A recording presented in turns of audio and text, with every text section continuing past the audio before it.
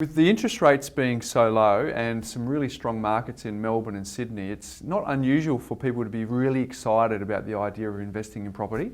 But I'm actually going to give you 5 reasons why you shouldn't invest in property right now. And the first one is the fear of missing out. Now, the obvious example of that is in Sydney, it's going up so incredibly strongly that anyone who lives there just thinks, well, I feel like I'm missing out if I don't buy an investment property, so I should just buy one.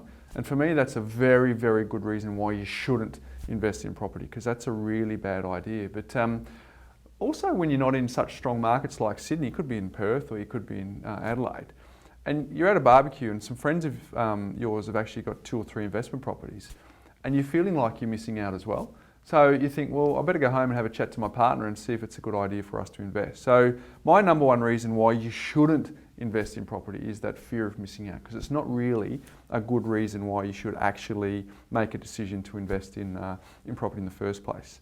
My second reason is not having your own house in order currently. And by that I mean, if you don't know where your money goes under your own roof, chances are adding another layer of complexity by adding an investment property is only going to make things worse. So unless you know exactly where your money is, how much surplus you have left at the end of the month, where your money is allocated to, and if in fact you do have any money left at the end of the month, until you know that, I don't think you should really be considering buying an investment property at all. The third reason why I think you shouldn't buy an investment property is if you have no idea what an LVR or a strata title is, chances are you should ignore it right now and get educated. Because it's not just a matter of buying a property just because it's something that you live in. There's so many things that you need to consider outside of the bricks and mortar. So education is really, really crucial. And it's kind of the difference between knowledge and wisdom. Because knowledge is knowing it's a one-way street, but wisdom is knowing you should check anyway. And with so much information out there about investing in property, it's really, really hard to decipher what you should actually take on board and what you should actually discount. The fourth reason I think you shouldn't be buying an investment property is you're afraid of debt.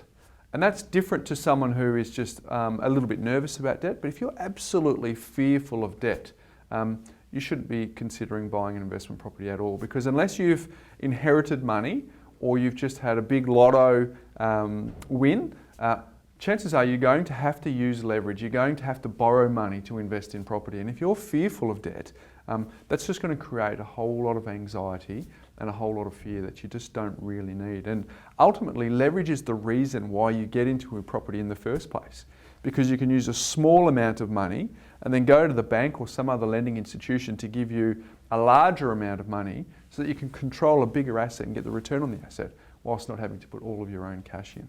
So leverage is a big thing, but if you are afraid of debt, that's a reason why you shouldn't. And my fifth reason why you shouldn't be investing in property is because of tax reasons.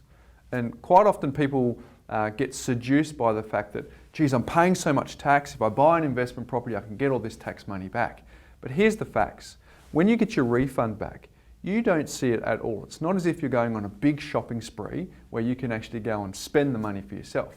You might be getting $1 back in tax, but you might be spending $1.10 on the property for every $1 that you get back. So ultimately, you're actually not seeing the money, so it should just be seen as cream rather than the reason that you buy an investment property. So make no mistake, I'm a very, very strong advocate of investing in property. I think it's a great way to create a passive income or financial freedom or whatever it is that you're looking for in terms of your financial goals. But it shouldn't be entered into lightly. And if any of those 5 reasons apply to you, chances are you're probably not ready to buy an investment property yet.